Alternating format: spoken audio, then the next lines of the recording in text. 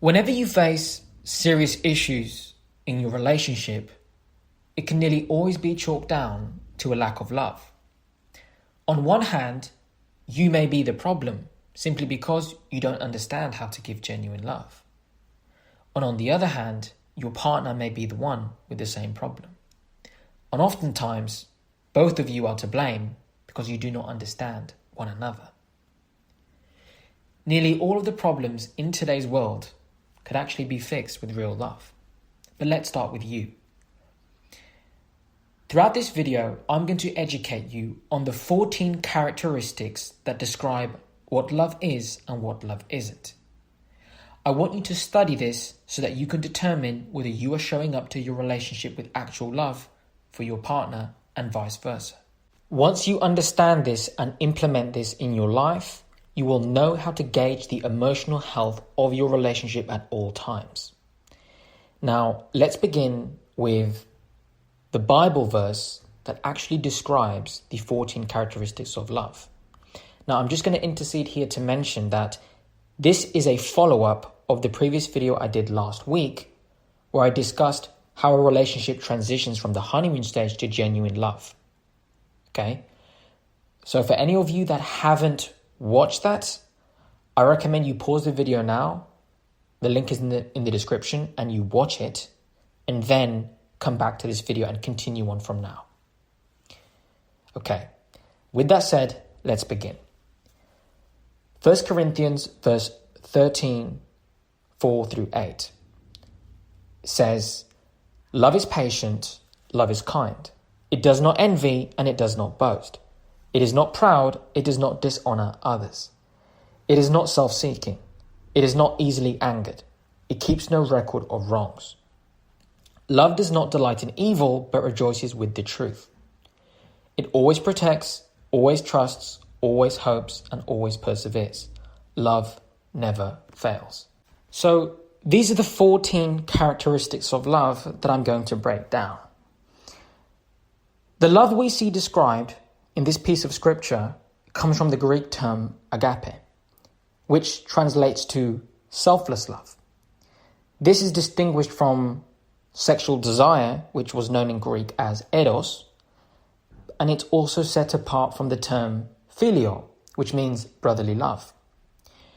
The love we see in 1 Corinthians 13, verse 4 through 8, is defined from a godly perspective. Therefore, it is righteous, it is moral, it is just, and it is true. So let's begin with the first characteristic of love. Love is patient. To be patient in love means to control your thoughts and actions. You don't make rash or emotional decisions. You're slow to anger. So you can endure and handle disagreements and misunderstandings without becoming bitter or resentful. A lot of people, when they're in a serious commitment and you start having fights, you start having a few arguments because you're both learning how to communicate, some people are very impatient with this and they take it to heart. Oftentimes when your partner says or does something in the heat of the moment, they don't mean to hurt you or disrespect you. It's just an emotion, it's a feeling. Now, of course, it's not a good one and you're on the receiving end of this, but they don't actually mean wrong. And when you react to this, instead of being calm and patient, you won't understand this. So to show patience in your relationship is the inward self-control in relation to how your partner treats you. This means that when you operate from this level of discipline, you train yourself to relax. Maybe you leave the conversation until your emotions subside and then you re-engage afterwards when you're calm. When you do this, you're more willing to pursue reconciliation and restoration at all costs. You want to work through things. You talk things through. You create that bridgehead for open, genuine communication and then for love to flow back into your relationship. So if you are not showing up to your relationship as a patient man, you're not loving your woman. And for the ladies watching, if you aren't patient with your boyfriend or your husband and you're always getting emotional and you don't learn to tame that, eventually he's going to get annoyed. So both men and women need to take accountability for this and bring patience into their relationship. Carrying on with the second characteristic of love. Love is kind. Now, how many of you watching have actually implemented daily kindness into your relationship? Very few of you are going to say yes to that. And there's a reason behind it. Most relationships start out hot and heavy in the honeymoon phase. You're focusing on all the good things, you're very appreciative, you're grateful. But then as the emotional high dies down and you stop pouring love into your relationship, you take each other for granted. And when you kind of overlook your partner and they just kind of become a part of your life, but you stop making a mutual effort to bring love into your day-to-day life, what happens? You stop becoming a priority in each other's life.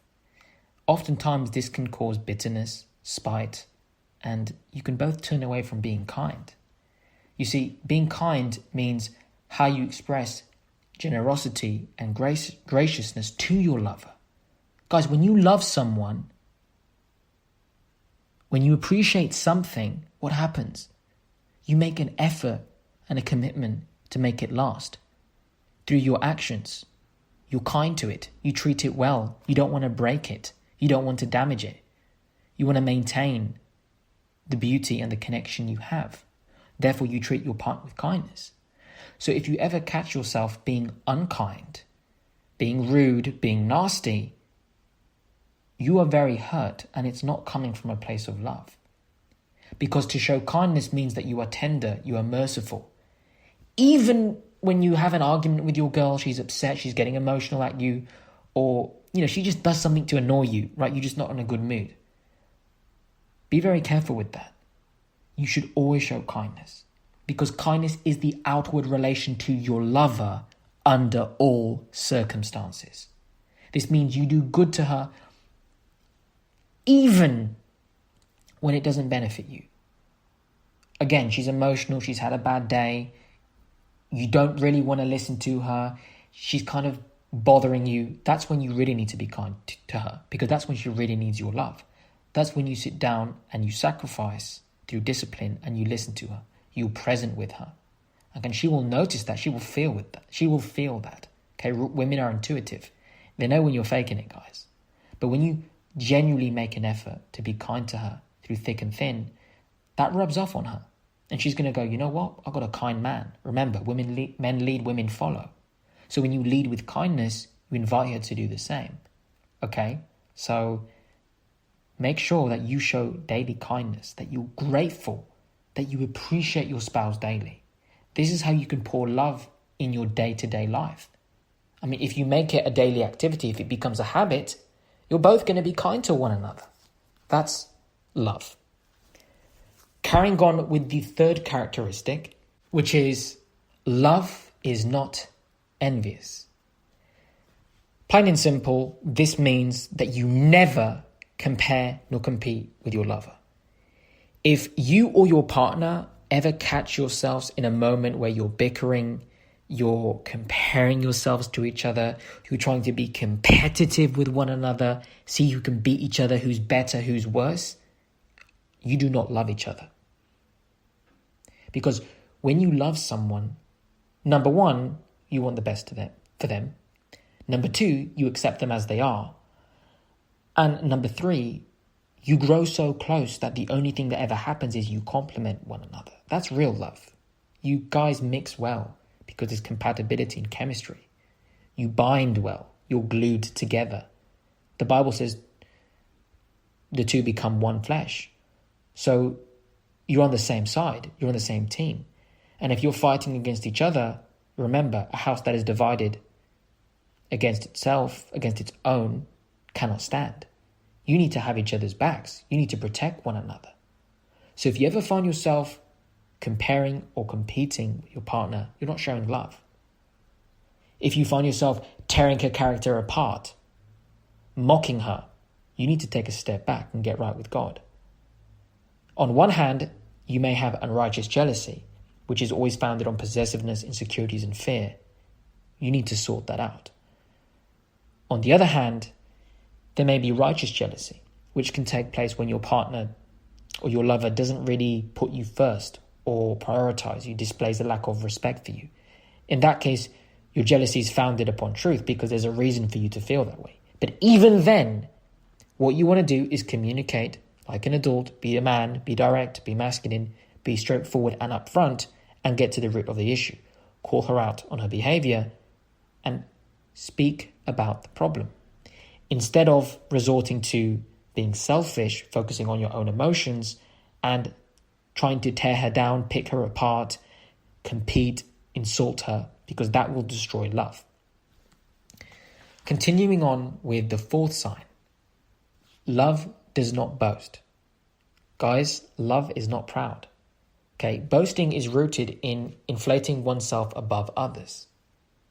To boast means to call attention to yourself, whereas love sets the self aside and praises others instead, because love isn't prideful. To be proud and arrogant is to be full of oneself. And the dangerous thing is this: when you only focus on yourself, you have no room to look out for your partner, let alone other people. So when you have this arrogant attitude, you will end up playing childish games or showing up in unauthentic ways, which are most definitely not loving. And because your woman is intuitive, she's going to feel that. She's going to look at your actions and realize that you're not a genuine man. You're not showing real love, which she will close herself off emotionally to protect herself from you. So again, if you're leading with your lust, you have wounds you haven't healed from, you need to stop playing childish games and learn to lead, protect, and provide for your woman and show genuine love. You don't want to be prideful or think you're above your partner or boastful. If you ever feel like that, it's almost akin to what I just mentioned previously. How, if you're envious of your partner and you're competing or comparing yourself, it's not love. If you need to boast or show off to your partner, you're leading with your pride. That's not healthy. If you're showing any form of arrogance to your partner, you are standing against them, not with them. Let your partner praise you genuinely for your character, for your integrity. Because if they're not doing that, either they're with you for the wrong reasons and they settle for you, so they're not proud of who you are as a man, or because you're showing up in such an unauthentic way, there's nothing for your partner to be proud of and give you praise or respect for. So make something out of yourself as a man. Be honorable, be righteous, be genuine. Okay? You don't need to be a little attention seeker because you need to show off what you have in hopes that you receive some form of love back. That's not right. That's not real love. So if you ever feel like you need to boast or be arrogant, please check yourself. The fifth sign of love is love does not dishonor. This is an important one. Love never behaves shamefully or disgracefully. Love never does anything that causes sorrow or hurt to your lover, because real love is respectful. It shows honor and edifies. Edifies means to build up, to show appreciation and respect. So to love honorably means that you care for her in such a way that you abstain from doing anything that would ever cause her grief. You don't insult your woman. You don't shout at her. You don't hurt her. You don't betray her. You don't manipulate her. Even when you're hurt, you're angry, you're upset at her, you just calm down, you relax, you re-engage in conversation, and you always talk to her in a way where you're showing her love. Even if you have to call her out on her bad behavior, you do it lovingly, masculine, like a man. So you always show honor to one another, no matter what. If you or your partner dishonor one another, you pick apart at each other's character. You eventually lose respect and you break apart your emotional connection. If you ever feel like you need to make your partner feel ashamed, maybe for something she did before you had an argument in the past, or you keep bringing up something she did that bothered you, you're going to hurt her. She's going to close off emotionally, and that's not loving. Because then you're not saying it to give her constructive criticism, to uplift her and edify her. You're saying it to tear her down. And when you do that, you're not a loving man at all. So if there's not a mutual show of honor, something needs to change. And it goes for your partner too. If you are hurt, you are in pain, and it doesn't wound them to see you in that state, they don't love you. Because where there is real love, you feel for your partner because they become a part of you. You don't want to see them broken down and miserable, especially because of something you did. God forbid. You don't want that, do you? When there's real love, you want them to be safe. You want the best for them. And you only want to see them happy, right? So avoid doing anything that causes grief to your partner. Now, the sixth characteristic of love is love is not self-seeking. This means that real love is selfless. Because when a man is self-seeking, he's only committing to himself. And for the ladies watching, this goes for you too. If you are a self-seeking woman, you only care about yourself. You see, when you only care about status, personal satisfaction, fame, you become selfish. You cannot be in a relationship, in a marriage, and expect to serve yourself. The whole purpose of relationships is that you go there to give. You must put your lover first and vice versa. You must devote yourself to your partner. Love is always and only concerned with the well-being of its lover. You give your all and you hold nothing back because actual love is sacrificial and selfless. Similarly to how Christ died on the cross for us. He didn't do it for himself, he did it for us. So when you're in your relationship, look at the things you do weekly, daily even. Are you behaving in a selfish way? What am I getting? What am I giving? Because when you give, you open up for them to receive genuinely what they will want to give to you in return. Real relationships are give and take. It's mutual. It's mutually beneficial. It's an open line of love, trust, communication, and effort. But it must be reciprocal, bilateral, okay? Because if there's ever a moment where you sit there and you think, what am I going to get from her today? What could she give to me? You aren't loving. You're holding back. You must open your heart and give truly, guys. That's how you love. So remember, a self-seeking man or a self-seeking woman is not capable of showing love. A lot of this is rooted and tied to pride. So again, you must get right with God. Carrying on with the seventh characteristic of love, which is this. Love keeps no record of wrongs. You should keep no record of wrong. Instead, keep a record of forgiveness. A lot of people, because they're bitter or they enter a relationship from a place of lust and selfishness, they look at their relationship and they hold like an emotional count in the head of the amount of times their partner disrespected them, the amount of times they've been wronged. Look, we all sin, we all make mistakes. And if you focus on the negative, that's really what you're going to get. If you focus on the positive, then you kind of rewire your brain to look at the good in your partner. When most relationships start out, what do you always tell your friends? All the amazing things about your woman, everything you love about her. Towards the end of a relationship, or when a relationship is kind of struggling, you tend to focus more on the things that you don't like. Now, here's the kicker. If you really accept your partner, you have to love them entirely, with their good and their bad parts. Everybody has a sinful nature.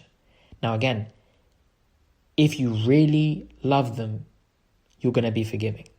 And vice versa, because you're going to make mistakes too. Bad communication, misunderstandings, moment where you're angry or vice versa. But you forgive one another and you continue on and you try again the next day. That's love. So if you ever find yourself kind of just holding on to the things she said, you have a grudge, you don't want to let go, you do not know how to love. Because From time to time, you and your girl will commit faults because of sin. Okay, there is no way around it. So instead of using this against her and becoming bitter or scornful, just reconcile and forgive her. Remember, Christ has freed and forgiven your sins. Therefore, you must also let go of the wrongdoings of your lover. When you hold on to the past pain, it stops you from loving with an open heart. Please keep that in mind. Carrying on with the 8th characteristic of love. Love does not delight in evil, but rejoices with the truth. This means that love is righteous. Guys, love is grounded in righteousness, truth, what is moral. Okay? Discipline yourself to do the right thing no matter the cost. Because love rejoices in the truth. If you ever resort to control, manipulation, verbal or emotional abuse, slander, mistreat your woman, then you do not love her. Some guys lash out in fits of rage. They threaten their woman. They sometimes even physically hurt their woman. And then they attempt to justify this by calling it love. Do not be deceived by emotion.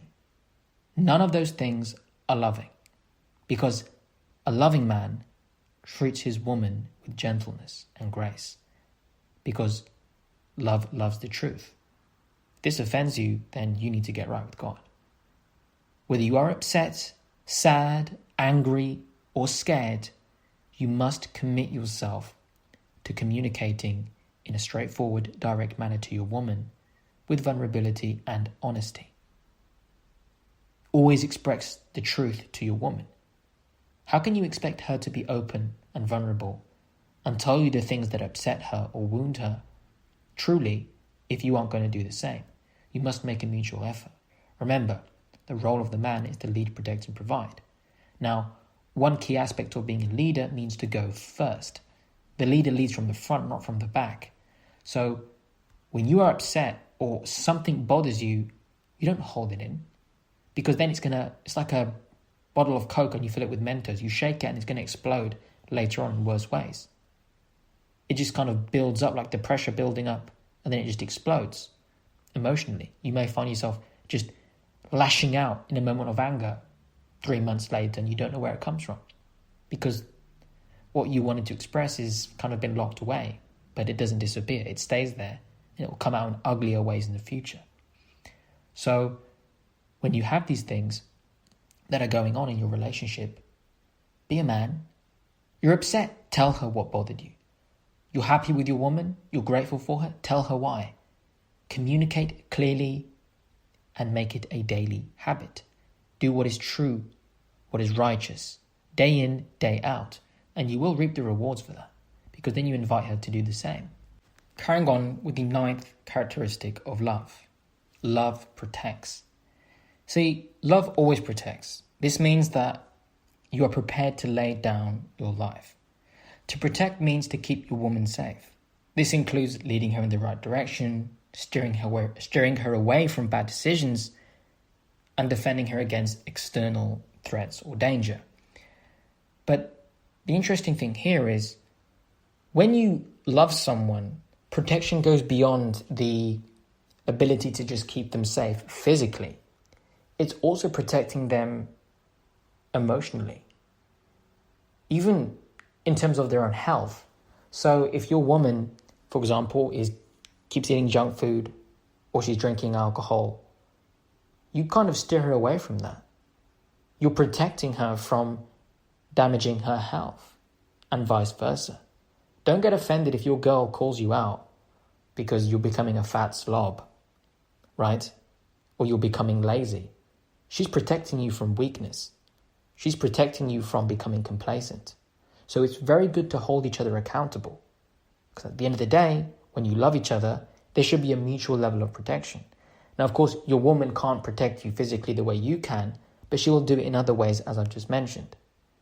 She will tell you, hey, listen, I've noticed you're not taking care of this. You're not handling this.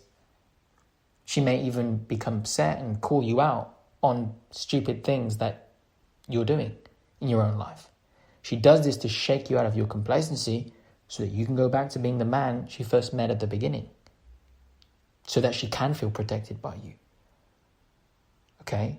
And again, in doing so, that is her way of protecting you. Because she doesn't want you to be weak. She wants you to be strong. So don't get offended if your woman's testing you because you're a little bit weak. Guys, use that as a reality check. There's something you're doing or not doing in your relationship that has made your woman feel uncertain and unsafe by your behavior. Look at the root cause, see what you need to tweak or improve upon, and then just get to it. So remember, there should be a mutual level of protection. This is a very genuine way to give love in your relationship. She's hanging around the wrong crowd. You call her out on that. You steer her in the right direction. Okay, you hold each other accountable. Because remember, when you love someone, you want what is best for them. You want them to be safe. You want them to be happy and healthy, emotionally, mentally, physically. Therefore, always protect one another. The 10th characteristic of love is that love always trusts. Okay, love is trusting. This means that you have total faith and assurance that your partner is reliable and honest. Now, this doesn't mean you overlook red flags. If you spot something that disqualifies your partner as relationship material, or there's a level of incompatibility, you guys simply can't build a lifelong bond, then of course you walk away. But what I am saying is, as long as there is mutual chemistry, compatibility, you've made certain she's wife material, she's sure that you're husband material, then from this point on, you accept each other as you are so that you can trust one another. This takes courage and vulnerability to be open and hold nothing back. Of course, it takes a long time for genuine love and trust to develop, but you take it step by step, day by day. The 11th characteristic of love is that love always hopes. Love is hopeful. What do I mean by this? In love, there's no fear, there's no despair, there's no misery. In love, you always see a future with your partner. Whether you just got engaged, whether you've been together for 2 years, or you're married and you already have kids, you have an innate desire to grow closer together. Remember, in relationships and in life, you either grow apart or you grow together. And if you both have this hope, this end goal of really spending your lives together, and you cultivate that, then you're showing love. Because when you love your partner, you have a heartfelt desire to grow closer, build and maintain your legacy, if you already have one, to either start or keep maintaining your family, and to include your partner in all aspects of your life. Because the ultimate hope is you want to spend your life with them. You want to keep her there, and vice versa. And if that is mutual, then yes, you are definitely showing love to one another. Continuing on with the 12th characteristic of love. Love perseveres. This means that your love for each other persists despite hardships that you face. Because real love will endure all things. So this translates to you basically keep pouring your presence into your relationship, and vice versa, your partner does the same. Because love always finds a way. It bears all things, and it never sets limits on how much or how little you should give to each other. If you're immature, you're young, or you're been indoctrinated into red pill, you may think, oh, if I love my partner, then I need to play games or do things a certain way. No. Love really has no bounds. You just keep pouring love daily. It just perseveres. It keeps going. There's just no stopping it. She loves you. You love her. Every day you make an effort. You have a bad moment. She keeps loving you. She has a bad day. You keep loving her. You keep pouring into each other's cup, and then you drink from it, and you're both okay. Love always perseveres. And if you ever find a moment where you just want to stop going, you've got to ask yourself, are you really loving your woman? Or are you then focusing on your own needs? You have to look at her. She makes you a priority, you make her a priority, and you both keep going. Turn away from yourself and turn to her. When you're upset or hurt, don't run to your friends or to somebody else. You run closer to each other. You sit down and you talk things through and you come to an understanding. And then you keep moving forward together. That's it. The 13th characteristic of love is that love never fails. If a couple loves each other in these ways that I've mentioned thus far, then love will simply not fail. It simply cannot collapse when it's sustained by God. Now, this doesn't mean that you won't encounter problems in your relationship or that you won't experience pain, as I mentioned before, with hardships. But what it does mean is that God's love is everlasting. And if your relationship is founded upon God, you both mutually have come to Christ first, you will know entirely how to love one another. And if you both lean on Him when things get hard, then you can come back and keep moving forward, as I just mentioned before, meaning your love will never fail. Because traditional values, gender roles, love, faith, all of these things come from God. Without God, the only thing that's holding you accountable is your emotions. Meaning, when things get hard, you may revert right back to your old pattern of behavior, a selfish manner of thinking and being, doing things, thinking only about you. But when you love God first, and then guess what? Then it's very easy to love your partner. Because you've come to Him. You do things based on His righteousness. So that's the only way to make certain love never fails. And even if your relationship does end, you guys aren't compatible, things don't work out, guess what? You can part ways and still have reverence and respect for them in your heart, love them from a distance. Doesn't mean you're in love in the romantic sense, but you can still respect and love them as a person, because not every single relationship ends in monkey branching or betrayal or cheating. Sometimes a relationship comes to an end because you guys just aren't a good match. You talk about it, you walk away, that's it. And you move on, and it's just someone else that was there in your life for the time being. They were a part of your journey. You don't need to look back at them with hatred or spite. Guess what? You just love them from far away and continue on with your life.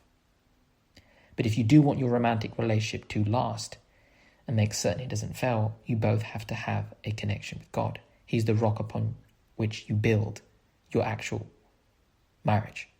And finally, the 14th characteristic of love is an action. Love loves through truthful action. Doesn't matter how many times you say I love you, how many times your partner says it to you.